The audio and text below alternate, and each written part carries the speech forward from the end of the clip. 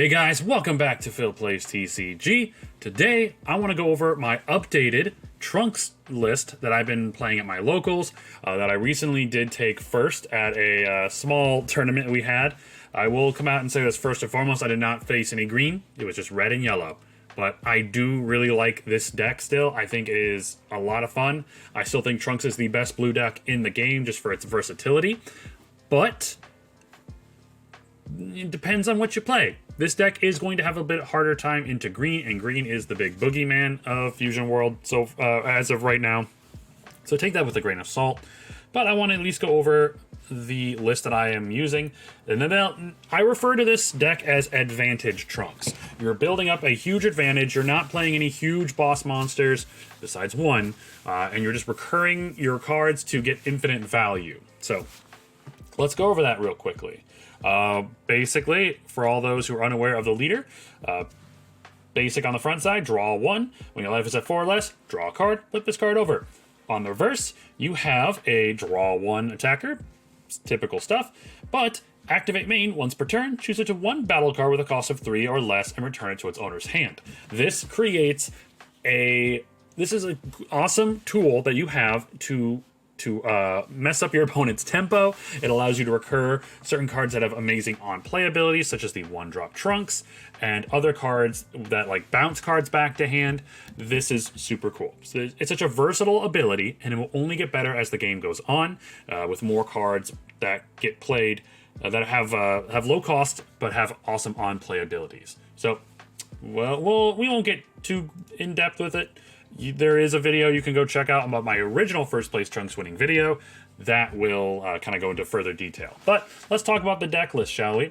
For one-drop Trunks, obviously this is the bread and butter of the deck. You want to abuse the crap out of this one-drop because you play it, draw one, use your leader ability to bounce it back to hand, then play it again. So you essentially paid 2, draw 2, and that's awesome. Sinister Sickle is one of the best cards in the game when it comes to clearing boards. Use this against your yellow matchup or red matchup, being able to take out 2 of their lower cost bodies. Unfortunately, this card is damn near useless against green, so against green, you're always going to want to charge it. Next up is my 4 super combos. I chose Yajirobe because I pulled a super pre-release version, so I'm running it. 2 copies of the 2-drop Trunks. This is just a helpful card for our Self-Awakening if we don't see another card, which I'll get to in a sec. But being a 2-cost 25k body later in the game, because you don't play this early on, you really don't. But this card is pretty neat in that aspect. 3 Gallic Gun. This card is just fantastic, being able to, as long as you have 7 or less cards in hand, which you will be towards the end of the game, you're always going to play this, get 15, draw 1. It's awesome. 2 of the 3-drop Trunks that bounces back a 5 cost or less back to your opponent's hand, or it could be your card, doesn't matter. This card's amazing. It's just a 20k body that bounces a 5 cost, which means you're hitting all the double strike cards except for green androids, unfortunately. Any 5-drop boss monster, you're just going to immediately bounce back to your opponent's hand, so they cannot just keep that on board and play something else. They're going to have to dedicate a whole other turn to playing their boss monster. This card is great in the deck. Next, we have 2 Final Flash. Once again, this is another great card for getting rid of those 5-cost boss monsters because we don't like them. And unlike the Trunks, this Final Flash allows you to bottom deck those cards.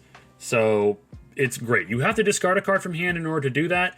It does cost 1 less if you have 7 or less cards in hand. So this is usually another late game card to play, but it can help disrupt your opponent's tempo and help you switch the flow of the game in your favor. Next, we have 4 Mize. This is your like the most important card in the deck in my opinion, because you need to see this turn 1 or turn 2 because you want to be awakened by turn 2. And because you need to abuse the crap out of your Trunks' bounce ability, which you can't do that on the front side. So you want to awaken on your turn 2, you play a Mai, you take 2 life. If you draw 2 Mai and you have the energy marker on your first turn, you play 2 Mai. So you go down to 4 life, yet right away. True, you're already unawakened, you're already at half your life, but the counter to that is that you have drawn 4 cards and you're a 20k body. Your opponent's leader is not going to do damage to you, and you have given yourself a huge advantage in your hand.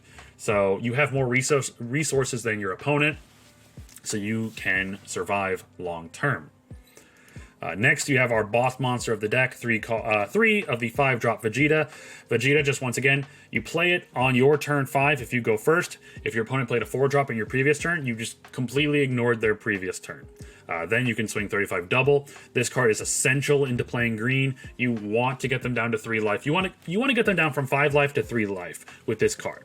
And then you can play 2, and that's going to really put pressure on your opponent, especially if they're playing green. For peel off, this card is absolutely busted in blue. You always have 2 in hand. If you have 2, you're always going to have a card to discard. You essentially will play peel off to grab peel off from your discard, combo the peel off on board. You can always play the peel off you just recurred back to the board, and then grab that peel off that you just comboed with. This combo is sick. It's one of the best reasons. It's one of the reasons why blue is staying relevant in this meta.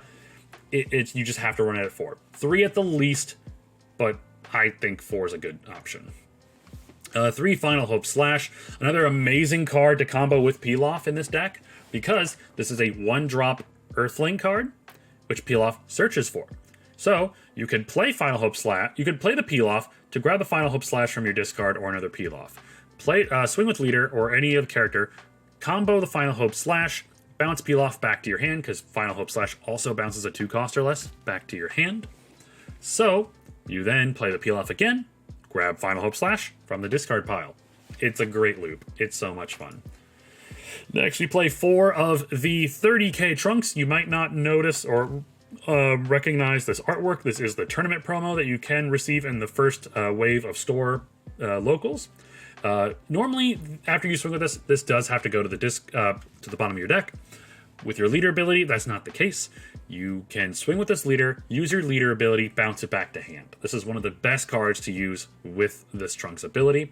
It's awesome. In worst case, it's a 10k combo. Next, we're going to show you a couple of the 4-cost cards that we run in the deck. 2 of them being 25k Critical Trunks. On play, this card lets you bounce a card with a cost of 3 or less back to its opponent's hand. Once again, disrupting tempo. And it's crit, so it's really cool.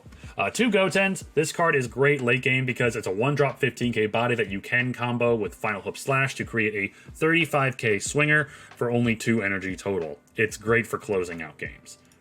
Next, we have 2 Cost Pan, because this is a great card to search our deck and cycle some cards, being able to draw 2 and then discard 2. It also is a 10k combo, which is recurable with Peel Off, worst case scenario. Next, we have 2 of the 4-cost 30k Crit Vegetas, each just a big 30k swinger. Next, we have 2 of the 3-cost Promo Vegeta. This card is great late game for going into green, because while it is a 20k body normally, you just use it to activate main ability, which is discard 1 card from hand, to have this card get 15k power for the turn. So, you play a 3-drop 35k swinger, but yes, you discard a card from hand, but what you do is you discard Peel Off, you discard a Pan, something that you can recur with Peel Off. It's so good. You're basically getting a free 15k boost. Next, we have 3 Haru and Maki. This card is an addition from my original build, because this card is absolute gas. You play this, it gives one of your Trunks cards, either your leader or battle cards, 10k boost. Then you use your leader ability to bounce Harumaki back to your hand. Pay another 1 energy to play it again. It gives another 10k boost to your Trunks. So for 2 energy, you've given your leader an additional 20k power. So now your leader's swinging in 40k. Then, of course, you could just combo the Haru and Maki to make your leader a 50k swinger, as well as using Final Hope Slash to just bounce the Haru Maki back to your hand, and your leader's swinging in for 60k. It's disgusting what you can do with this deck, and Harumaki is such a good card for Trunks. And finally, this is a rather new addition to the deck. 2 of the 4-cost 20k Vegeta that swings twice. Its ability, it says, when attacking once per turn, choose it to one of your opponent's battle cards at the cost of 1 or less and place it at the bottom of its owner's deck. Then, switch this card back to active mode. I thought you had to choose a 1-cost, but you don't. It says up to. It is not a requirement for its untapping ability. So, basically, for 4 energy, you swing 20, restand, swing 20. Bonus, you do take bottom deck of 1 cost on their board, like a blocker or a cantrip they just played. So basically, for 4 energy, you're swinging 20k twice. This is a great card just to help clear board. It's better used against decks like red or yellow that have a lot of 20k bodies, that since you're swinging 20k twice, your opponent's going to have to give up at least 2 cards in order to get out of those attacks. So I think this is a really neat card. Maybe it's not as good as I'm thinking, but I really do like it. So that is the most up-to-date list that I am running for Advantage Trunks. Now, if you hadn't seen my live stream that I did yesterday, I almost said last night, but technically it was during the evening or afternoon yesterday, that I did with Cody Wojciech, you should go check that out. We played a different build of Trunks that is a control Trunks. I did the profile on that in that video, but I probably will do another profile on it on another video, because maybe you don't want to watch the live stream. You should. It was really fun. He taught me how to play the deck properly, and the deck is really, really good. So if you want to see how the deck is played, you should go check that out. And if you like this video, and you like this deck, and you like content like this, you should hit that subscribe button. We are on our way to 2,000 subs. We are just getting over the middle of that 1,300 sub mark, and I would really like any and all support, especially if you like Dragon Ball content like this, and a little bit of One Piece too in there, when I'm feeling like it. Thank you guys so much for checking out this video. It's been awesome seeing the channel grow so much lately, and I'm loving talking to all of you guys in the comments on these videos and in my community page. Yeah, thank you so much. I think that's going to be the end for this video, and I'll see you on the next one. Take care, guys.